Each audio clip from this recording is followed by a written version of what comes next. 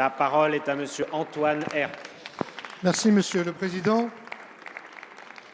Monsieur le Premier ministre, à mon tour, permettez-moi de revenir sur le dernier épisode du dossier glyphosate.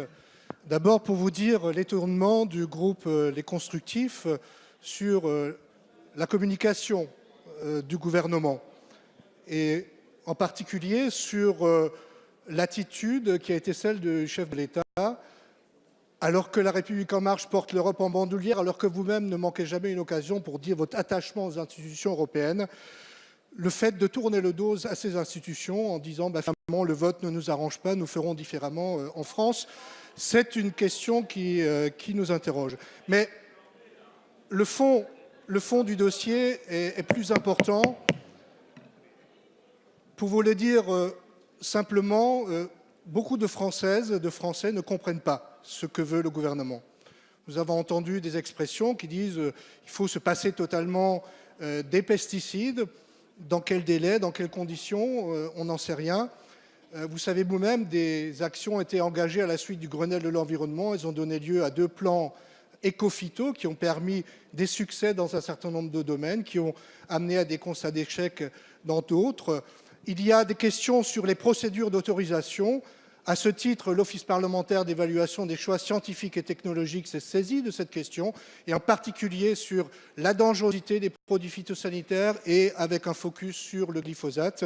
Il y a une mission parlementaire qui est en cours. En clair, Monsieur le Premier ministre, quelle est la feuille de route que vous allez soumettre au Parlement? Parce qu'en définitive, c'est lui qui va fixer les règles et les lois en la matière. Merci. Merci, Monsieur le député. La parole est à Madame Nathalie Loiseau, ministre chargée des Affaires européennes.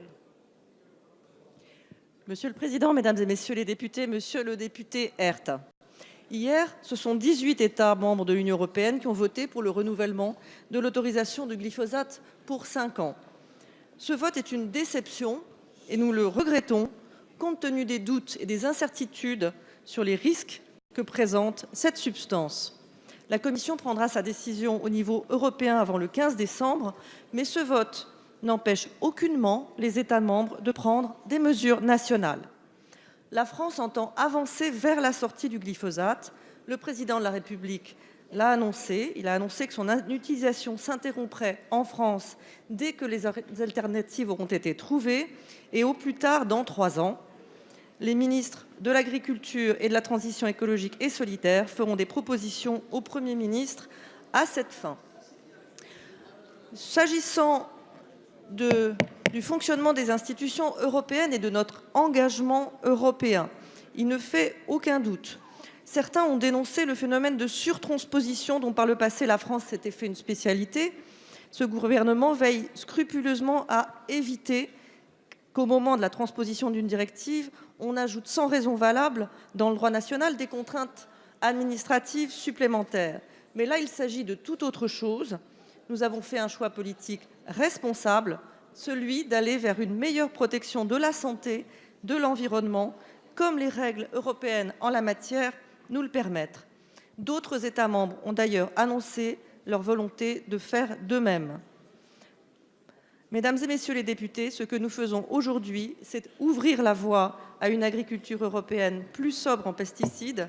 Nous nous donnons une longueur d'avance en commençant à nous adapter dès maintenant. Merci, Madame la Ministre.